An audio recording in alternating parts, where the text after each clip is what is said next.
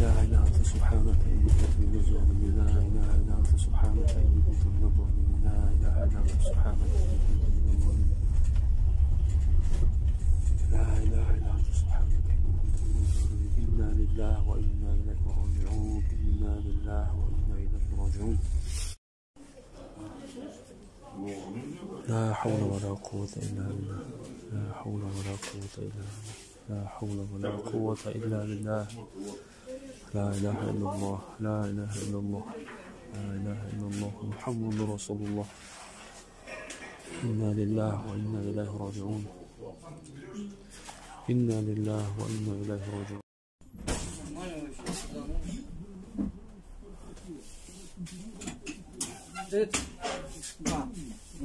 Он сдуется, да? لا إله إلا أنت سبحانك إني كنت من الظالمين Да, нажму на... إنا لله وإنا السلام عليكم ورحمة الله تعالى وبركاته دوستان عزیز خداوند یگانه هر یک از شما باشه که الحمدلله همه وقت برای ما هسته راستش یک ویدیوی فوری هسته خواهش میکنم با دقت گوش کنین نگذرونش برادرم زنگ زد یعنی که یک اول استرس میکردگی برادر ما که در شهر عریخ زور و بهت اول استرس ایرخ برومده استمهرش پا و دستش مقصد اینه همه شکستگی برادر بهش بیاده در انیماسیا راستش دوستان عزیز حال برادر خیلی وزمین است اکمو نام چی اکا جان؟ اکا محمد خیلی زورش اومد مقصد از شهر حصار برادر خیلی زورش اومد که پیش ما مقصد مردم مسلمان مردم تاجیک کمک بپرسه که خیلی وضعیت بیزه بیچاره خیلی وضعیت خودگیش لیش خیلی وزمین است نقل کرد باز پیلوس این قدر دودر مقصد دیگه که بچه چند ساله کرد؟ 20 ساله بچه که مقصد همه جوش مقصد بگیم همه شکستگی به خاطر الله از هر یک قدم شما خواهش میکنم که یکم درجه در حق برادر مقصد نازم جان نماشه دعاگو باشه که مقصد این ایجاد خطیگه سیستم همه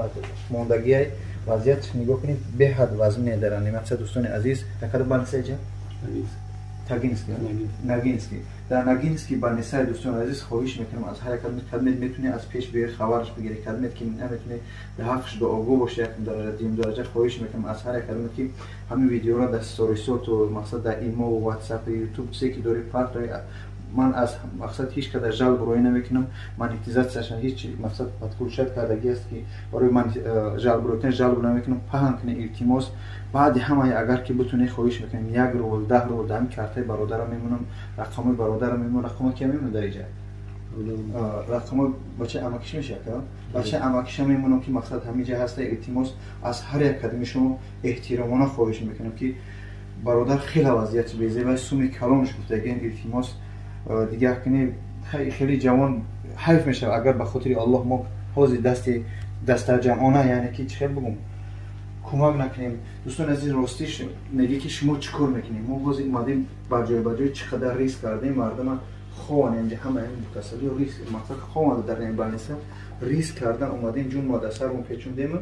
مقصد اومدیم حرکت داریم که این برادر کمک کنیم شب ساعت 12 شب الله عالم یه روز بهیمه نمیدونم ساعت 1 شب است 1 شب اومدیم برادر جون خود به یک سخن که التماس این مردم اکرش این برادر سلام علیکم و رحمت الله وبرکاته برادر عزیز راستی با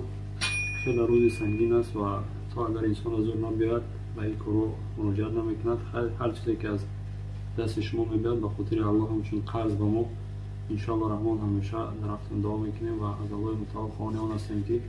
همه مسلمانان روی زمین رو خبردار از این وبا از این چیز نجات بده و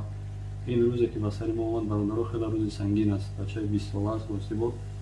میون شکستگی کوچه‌اش کار نمیکنه خیلی به خاطر الله تا جایی که تونستیم صبر کردیم راستی گپ دیگه خیلی به این وقت سومی کلام گفتم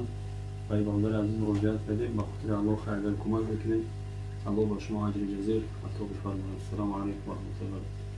آمین دوستان عزیز راستیش اکم خیلی از اومده راستی با خچای نشون میدم من گفتم امکانیت نداره باید خطا نشون میده که مردم در حقیقتا سه هست حقیقت باشه که مقصد یگان سیمو سکری ندارم تو زور آدمانم بیار بسیار به هر چی نمیسه در کامنت رو خواهش میکنم ننویسید نگاه کنید هر یک قدم تلفنمون در پیشت آیت گازده میتونی همه آدمو مجبور میشه پیش مو هر خیل فیگوری